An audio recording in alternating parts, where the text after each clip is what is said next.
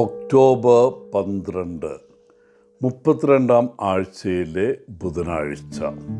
ലൂക്ക 17 11 മുതൽ 19 വരെ വാക്യങ്ങൾ.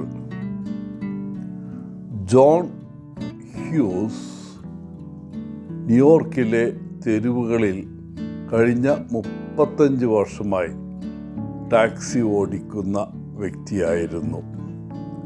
ഒരു ദിവസം തൻ്റെ കാറിൽ ഒരു മരതക മോതിരം അദ്ദേഹം കണ്ടെത്തി.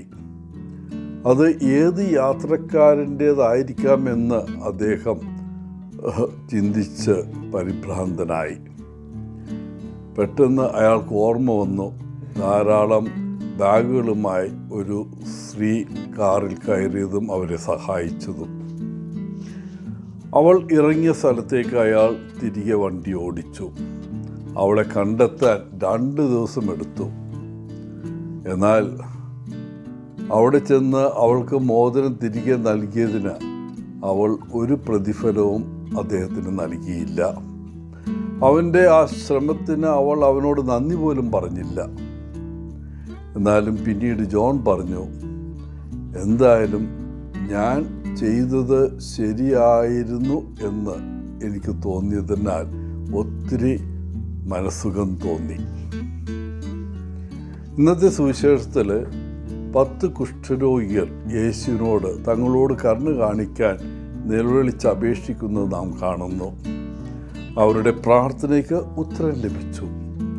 പക്ഷേ ആ 10 പേരിൽ ഒരാൾ മാത്രമേ രോഗശാന്തിയുടെ ദാനത്തിന് നന്ദി പ്രകടിപ്പിക്കാൻ യേശുവിൻ്റെ അടുക്കിലേക്ക് മടങ്ങിയെത്തിയുള്ളൂ. അവൻ വിദേശിയായ ഒരു സമരിയാക്കാരനായിരുന്നു.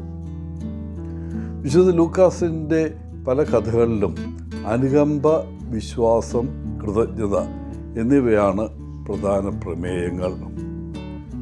കുഷ്ഠരോഗികളെപ്പോലെ ഏറ്റവും അവസാനത്തെ അല്ലെങ്കിൽ ചെറിയവരോട് യേശു അനുകമ്പ കാണിക്കുന്നതായി കാണാം.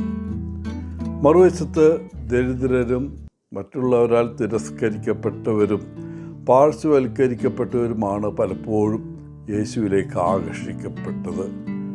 അവൻ അവരുടെ മോചനത്തിനുള്ള ഏക പ്രതീക്ഷയായി മാറിയിരുന്നു. ഈ 10 കുഷ്ഠരോഗികളെപ്പോലെ നമുക്കും പലപ്പോഴും അല്ലെങ്കിൽ എല്ലാ ദിവസവും രോഗശാന്തിയും മറ്റ് അനുഗ്രഹങ്ങളും ലഭിക്കുന്നുണ്ട്.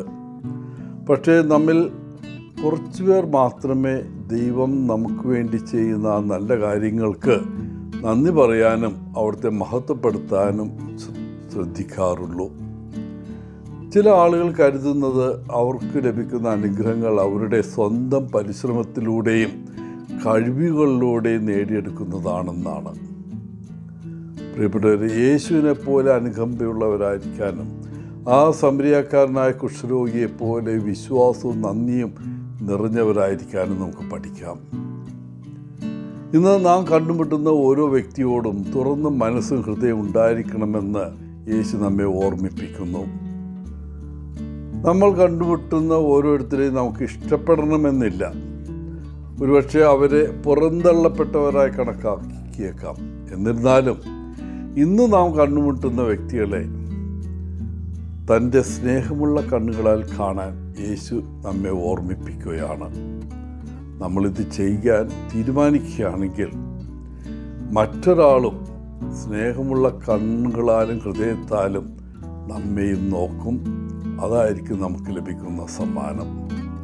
ആർക്കറിയാം, നമ്മൾ നൽകുന്ന സമ്മാനം തന്നെ നമുക്ക് ഒരുപക്ഷെ ഇരട്ടിയായി തിരിച്ചു കിട്ടുന്ന സമ്മാനവുമാകാം.